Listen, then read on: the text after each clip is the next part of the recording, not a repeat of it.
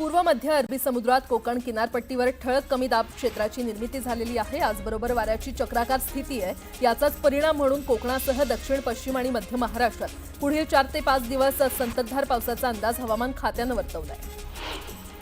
खरीप हंगामाची तयारी सुरू होताच ठाणे जिल्ह्यामध्ये रासायनिक खतं आणि बी बियाण्यांचा पुरवठा वेगाने सुरू झालाय। यासोबतच या निविष्ठांची गुणवत्ता सुनिश्चित करण्यासाठी कृषी विभागाने विशेष पावलं उचलली असून जिल्हा स्तरावर 1 आणि तालुका स्तरावर 5 असे एकूण 6 भरारी पथकांची स्थापना करण्यात आली आहे। मुंबई शहरातील नाले सफाईसाठी एआय तंत्रज्ञान आणि रोबोटचा वापर होत असल्याचं उपमुख्यमंत्री एकनाथ शिंदे यांनी म्हटलेलं आहे। तसंच समाधान व्यक्त केलंय। तर ही कामं 7 जूनपर्यंत पूर्ण करण्याचे निर्देश त्यांनी दिले। मुंबई शहर आणि उपनगरात सुरू असलेली नालेसफाईची सर्व कामं 7 जून 2025 पर्यंत पूर्ण करण्याचे निर्देश उपमुख्यमंत्री आणि शहरचे पालकमंत्री एकनाथ शिंदे यांनी मुंबई महानगरपालिका प्रशासनाला दिलेले आहेत। नाल्यातून गाळ काढण्याची कामं वेळेत पूर्ण न करणाऱ्या नालेसफाईच्या कामात हयगय करणाऱ्या अधिकाऱ्यांवर कारवाई करण्यात येईल असा इशारा देखील त्यांनी यावेळी दिला।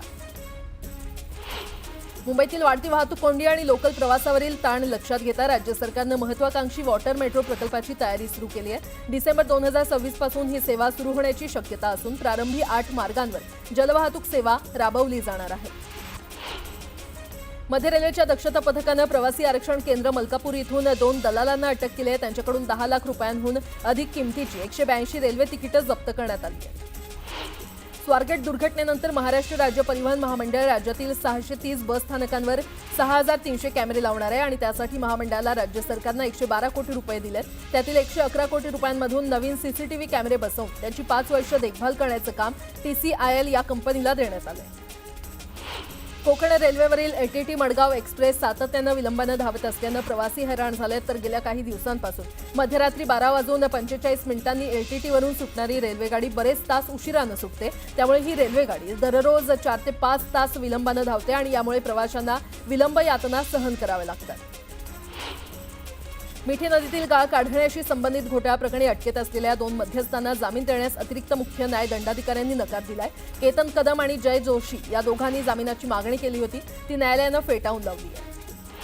80 कोटी रुपये किमतीच्या शिडी खरेदी करण्याच्या वादग्रस्त निविदेला मुंबई अग्निशमन दलाने अखेर स्थगिती दिलेली आहे। अग्निशमन दलाने यापूर्वी 21व्या मजल्यापर्यंत जाणारी टर्न टेबल शिडी 10 कोटी रुपयात विकत घेतली होती। तर त्यापेक्षा केवळ 4 मीटर उंच म्हणजेच 22व्या मजल्यापर्यंत पोहोचणाऱ्या 4 शिड्यांसाठी एकूण 80 कोटी खर्च करण्याची तयारी केली होती।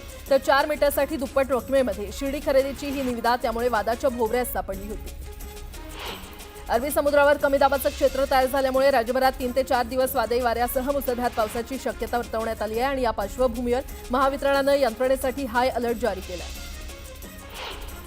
वीज पुरवठा खंडित झाल्यास वीज कर्मचारी किंवा त्यांच्या वरिष्ठांना फोन करून वेळ वाया घालवण्यापेक्षा वीज ग्राहकांनी 24 तास सुरू असलेल्या टोल फ्री क्रमांकावर तक्रारी नोंदवाव्यात असं आवाहन महावितरणाने केलं आहे। एसटी महामंडळापाठोपाठ आता आरटीओच्या जागांचाही पीपीपी अर्थात सार्वजनिक खासगी भागीदारीतून विकास करण्यात येणार असून राज्यातील 43 जागांच्या सद्यस्थितीचा आढावा घेण्यात येणार आहे। यासाठी संबंधित जागांचा आवश्यक कागदपत्र परिवहन आयुक्त कार्यालयाला सादर करण्याचे निर्देश परिवहन मंत्री प्रताप सरनाईक यांनी दिलेत। नॅक मूल्यांकन अथवा पुनर्मूल्यांकन करण्यास टाळाटाळ करणाऱ्या राज्यातील महाविद्यालयांना प्रवेश प्रक्रियेमध्ये सामावून न घेण्याचा निर्णय राज्य सरकारने मागे घेतलाय। विद्यार्थ्यांचं नुकसान टाळण्यासाठी आणि महाविद्यालयांना संधी देण्यासाठी नॅक मूल्यांकन प्रक्रियेसाठी 6 महिने मुदतवाढ देण्याचा निर्णय उच्च शिक्षण विभागाने घेतलाय। अनेक महिने रखडलेल्या बदलापूर शहराच्या पाणीपुरवठा योजनेला मंजुरी देण्यात आलेली आहे। एकूण 245 कोटी 82 लाख रुपये खर्चातून ही योजना पूर्ण केली जाणार असून यात उपसा विहीर, मुख्य जलस्रोत, जलशुद्धीकरण केंद्र, पाणी उपसा यंत्रणा आणि जलकुंभ उभारण्यात येणार असून नव्या जलवाहिन्या देखील टाकण्यात येणार आहेत।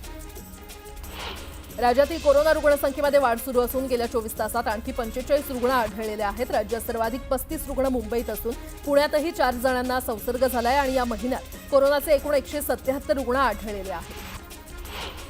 ठाण्याहून बोरिवली आणि वसईच्या दिशेने जाणाऱ्या घोडबंदर रोडवर शुक्रवारी सकाळी वाहतूक कोंडी झाली होती। घोडबंदर रस्त्यावर मोठी वाहनं आणि रस्ते कामांमुळे वाहतूक कोंडी झाली होती आणि या वाहतूक कोंडीमुळे ठाणेकरांचे मोठे हाल झाले होते। अतिदुर्गम भागात नव्याने 38 अंगणवाड्या सुरू करण्यास मान्यता देण्यात आलेली आहे। यापूर्वी मान्यता दिलेल्या 145 अंगणवाड्या बांधून पूर्ण झाल्यात। या अंगणवाड्यांना आता त्वरित पोषण आहार आणि प्राथमिक आरोग्य सेवा मिळणार अशी मोठी घोषणा अदिती तटकरे यांनी केली आहे। विधिमंडळाच्या अंदाज समितीच्या धुळे येथील कथित लाच प्रकरणाची चौकशी करण्यासाठी लोकसभेच्या धर्तीवर चौकशी समिती स्थापन करण्यात येणार आहे। गेल्या 20 वर्षांनंतर झालेल्या या प्रकारामुळे विधिमंडळ चांगलीच आक्रमक झाले असून ज्येष्ठ आमदारांची समिती नेमण्यात येणार आहे। मतदानाच्या दिवशी मतदान केंद्राच्या बाहेर मोबाईल ठेवण्यासाठी सुविधा उपलब्ध करून देण्याचा निर्णय केंद्रीय निवडणूक आयोगाने घेतलाय। मात्र मतदारांना मतदान केंद्रात मोबाईल घेऊन जाण्यास परवानगी दिली जाणार नाही। सोबतच आता मतदान केंद्राच्या 100 मीटर अंतराच्या आत प्रचारासाठी मनाई करण्यात आली आहे। प्रसिद्ध कवी आणि गीतकार गुलजार यांना ज्ञानपीठ पुरस्काराने सन्मानित करण्यात आले। त्यांच्या वांद्रे येथील निवासस्थानी हा पुरस्कार प्रदान करण्यात आला। भारतातील हा सर्वोच्च साहित्य सन्मान आहे। एमपीएससीच्या पूर्वनियोजित परीक्षा तसंच राज्यातील महत्त्वाच्या विद्यापीठांच्या देखील सत्र परीक्षा मे महिन्याच्या शेवटच्या टप्प्यात नियोजित आहेत। मात्र तांत्रिक कारणांमुळे महाराष्ट्र राज्य परीक्षा परिषदेनं अभियोग्यता आणि बुद्धिमत्ता 2025 या परीक्षेच्या वेळापत्रकात बदल केला असून शुक्रवारी सुधारित वेळापत्रक जाहीर केलंय। नव्या वेळापत्रकानुसार ही परीक्षा 27 ते 30 मे आणि 2 ते 5 जून या कालावधीमध्ये होणार आहे।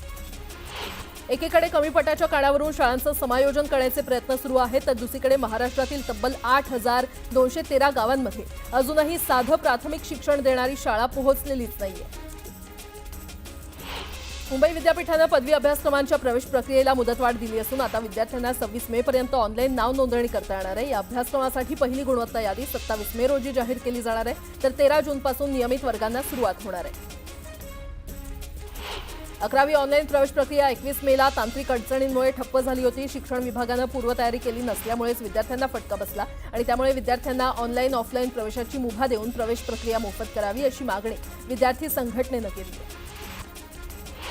वैष्णवी हगवणे मृत्यू प्रकरणात अजून एक महत्त्वपूर्ण घडामोड समोर आलेली आहे। या प्रकरणातील आरोपींना वरिष्ठ पोलीस अधिकारी जालिंदर सुपेकर यांची मदत मिळत असल्याचा आरोप जोर धरू लागलाय, तर सामाजिक कार्यकर्त्या अंजली दमानिया आणि राष्ट्रवादी काँग्रेसच्या प्रवक्त्या रुपाली ठोंबरे यांनी यावर थेट सुपेकर यांचं नाव घेत गंभीर आरोप केले। शिवसेनेनं मुंबई महापालिका निवडणुकीवर लक्ष केंद्रित केलं असून माजी नगरसेवकांना निवडणुकीपूर्वी विकास कामं करून घेण्यासाठी निधी उपलब्ध करून देण्याची तयारी केली आहे। पालिकेच्या माध्यमातून 2 कोटींपर्यंतची कामं तसंच नगरविकास विभाग, डीपीडीसी आणि म्हाडामार्फत देखील निधी उपलब्ध करून देण्याचं आश्वासन नगरसेवकांना देण्यात आलं आहे। उबाठाला मनसेशी युती करायची असेल तर त्यांनी राज ठाकरेंना योग्य प्रस्ताव पाठवावा असं आवाहन मनसे नेते संदीप देशपांडे यांनी केलंय। मनसेनं 2014ची विधानसभा आणि 2017च्या महापालिका निवडणुकीदरम्यान उद्धव सेनेला युतीसाठी प्रस्ताव पाठवले होते, मात्र त्यांनी फक्त चर्चेचं गुऱ्हाळ सुरू ठेवत आमचा विश्वासघात केला होता असं ते म्हटलंय। राहुल गांधी यांनी परराष्ट्र मंत्री एस जयशंकर यांच्यावर पुन्हा एकदा शरसंधान साधलं। भारताला पाकिस्तानसोबत का जोडलं गेलं, पाकिस्तानची निंदा करण्यात भारताला एकाही देशानं का साथ दिली नाही, अमेरिकेचे अध्यक्ष डोनाल्ड ट्रम्प यांना मध्यस्थी करण्यास कुणी सांगितलं, अशी प्रश्नांची सरबत्ती करत गांधी यांनी भारताचे परराष्ट्र धोरण पूर्णपणे विफल ठरल्याचा आरोप केलाय।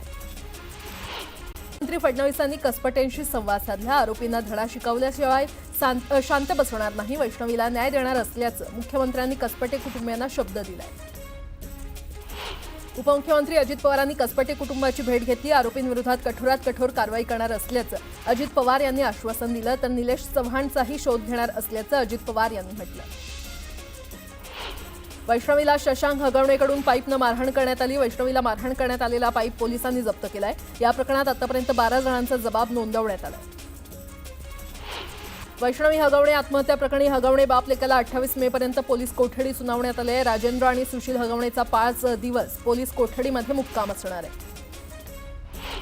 राजेंद्र हगवणे आणि सुशील हगवणे यांना कोर्टात घेऊन पोलीस पोहोचले होते। यावेळी भाजप महिला पदाधिकाऱ्यांकडून आंदोलन करण्यात आलं। भाजप महिला पदाधिकाऱ्यांकडून टोमॅटो फेकत निषेध आंदोलन करण्यात आलं।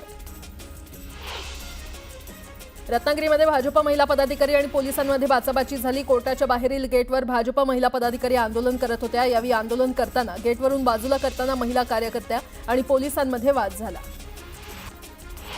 परभणीतील जिल्हा निबंधक कार्यालयामध्ये स्वाभिमानी शेतकरी संघटनेनं ठिय्या आंदोलन केलं। शेतकऱ्यांच्या खात्याला लावण्यात आलेला होल्ड काढण्याची मागणी स्वाभिमानी शेतकरी संघटनेनं केली आहे।